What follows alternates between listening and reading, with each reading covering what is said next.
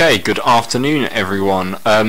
Welcome to today's pre-decision meeting. A bit of housekeeping. If the fire alarm does sound, we need to evacuate out into the square where Queen Victoria's statue is. The meeting is being live streamed from a camera in the corner. If anyone has any objection to that, tough because everyone here is either a councillor or a council officer, so you don't get a choice. But if there were any members of the public here, then they would have a right to say they do not wish to be live streamed. We've had apologies from absence from Councillor Donna Jones. She's had to go and pick her son up from school due to a painful injury in relation to his broken finger. So that's completely understandable, and we have no deputations coming forward. So should we quickly just say who we are for the record, and then we'll get on with the rest of the meeting. Thank you, Chair. I'm Judith Smythe, Councillor for St Jude Ward. Toby Ailing, Planning Policy Manager. Rachel Cutler, Planning Policy. Peter Wolf, Deputy City Solicitor. David Penrose, Democratic Services. Thank you, everyone. So we've done apologies for absence. Declaration of interest, I have none. No. Wonderful. Item 3, Hampshire Minerals and Waste Plan. Toby. So I was just going to very briefly introduce this and ask Rachel to take you through the paper as she wrote it. So this is in regards to our function as a Minerals and Waste Planning Authority. I'm just going to ask Rachel to go through it now. Thank you. The report presented to PRED asks that you consider the report on the existing Hampshire Minerals and Waste Plan and endorse the decision not to review the plan at this time. Portsmouth City Council has a duty to prepare the plan to ensure there's enough mineral supply and waste management capacity. The focus of this is on planning for the wider infrastructure, which is separate to the Council's responsibilities for waste collection. To do this, Portsmouth relies on the wider provision in the county. The Council has worked on minerals and waste matters in partnership with Hampshire County Council, Southampton City Council and New Forest and South Downs National Park authorities over many years. This has resulted in the adoption of the Hampshire Minerals and Waste Plan in October 2013. As national planning policy requires that plans are reviewed after 5 years, Hampshire County Council undertook an audit of the plan last year on behalf of the partnership. This was in order to consider whether it still conforms with national planning policy and whether it's still being effective. The report concluded that the policies are still working effectively to achieve the plan's vision, and that there is therefore no requirement to update the plan at this time.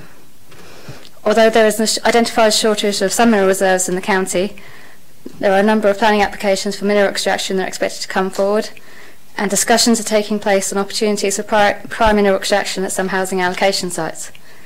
It was also emphasised that current delays to planning applications aren't due to the plan's policies. While new waste management capacity has been more focused on waste recovery than recycling, sufficient waste management capacity has been delivered within the plan period to date, and the forecast amount of waste to be managed has been reasonably accurate. Although there is remaining landfill capacity in the county, the landfill capacity in the county has fallen below the target threshold. This is recognised as a regional issue and is being addressed through position statements with other waste planning authorities. There are some current issues that are causing uncertainty in the industry, and this includes China's recent ban on imported plastics and the impacts of Brexit on local supply. Overall, the review found that the plan's policies do not preclude new minerals and waste action coming forward.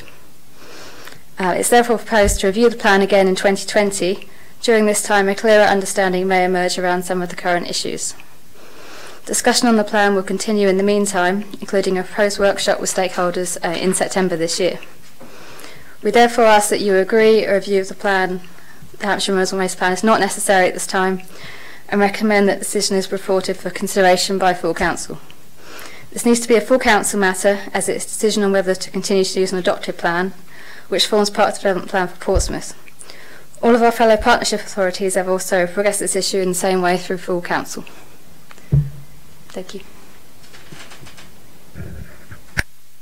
Thank you very much, Rachel. And is this your first report to an open meeting? You're doing a good job. Well done. I had a couple of quick questions, and then I'm sure, Judith, you can come in whenever. So am I right in thinking this is we're the last authority to sign this off, and it's already been through the equivalent processes elsewhere? I believe so. I think there was one more to do it in March in parallel with us, but everyone else has agreed to this so far. Okay. And will this go to March full council, or will this go to May? March full council. Okay. I think this is fine. Judith? At the risk of extending a short meeting to a longer meeting, I'd be really interested to know how we could. At what point does this whole matter of particularly minerals extraction become one where we could be seen to be holding up the growth of the economy, or house building, or road building, or whatever? What are the kind of whole risks for us in participating in this process? I think that's what I would like to know, and I'm rather ashamed I don't know it already. Well, there needs to be a sort of 7-year rolling land bank of construction aggregates for sand and gravel. We've fallen a bit below that on the soft sand side, but they do believe there are sites that will come forward, so it's more sort of delays in the system as opposed to a sort of actual shortage of potential extraction sites. And how does the Minerals Authority, we're in a consortium with Hampshire here, aren't we? And is it other authorities, Hampshire, Southampton City Council, and the 2 national park authorities. Yes. So the main person who will go out and try and encourage people to apply for permission to extract sand from other parts of the county, is that a process run from here or run from Hampshire still? We're in a sort of partnership, but Hampshire do the work on behalf of Portsmouth City Council, although we're still the Minerals and Waste Planning Authority. Yes. So Hampshire sort of in effect do that for us. I'm more familiar with the waste situation, having taken a detailed briefing about that. What happens in the situation that we can't find any more minerals to help the building process here? What do authorities in that position have to do? For example, there must be London boroughs that are unitary authorities that can't find their own aggregates or sand or whatever's necessary. What do they do? There tends to be usually agreements with other authorities or areas they know there are minerals, and that's involves a lot of engagement to ensure there'll be a sufficient supply for everybody involved. Or you could perhaps get alternative evidence that you can provide what you need through imported sources or recycled sources, but you have to prove you're going to not drain somebody else's supply too much, or that you can agree that with other authorities to sort of have the agreement going forward. So does that have to be signed off by central government then? And would we be would it cost us more than the actual supply from the landowner costs if we had to buy it from elsewhere? Well, yeah, each local plan will go to examination, so that's when it's sort of agreed by the government. They think your approach is sound, no matter what approach you've taken, if you can't have the land bank requirements that they've set out. I don't know about costs. I guess that is a factor in how sound the plan is, if that's a viable way to secure the mineral supply.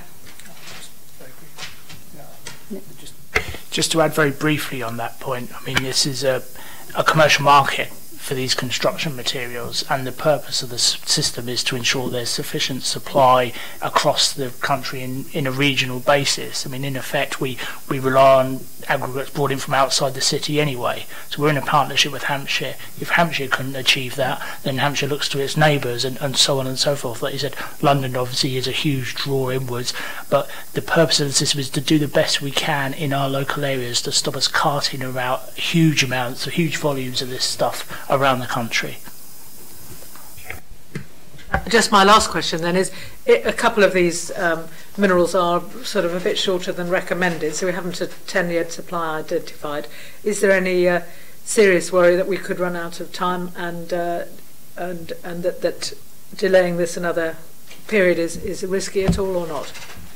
They didn't seem to think so at this time. They are going to review it again in 2020 and have also ongoing discussion with the minerals industry and waste industry over the next 2 years.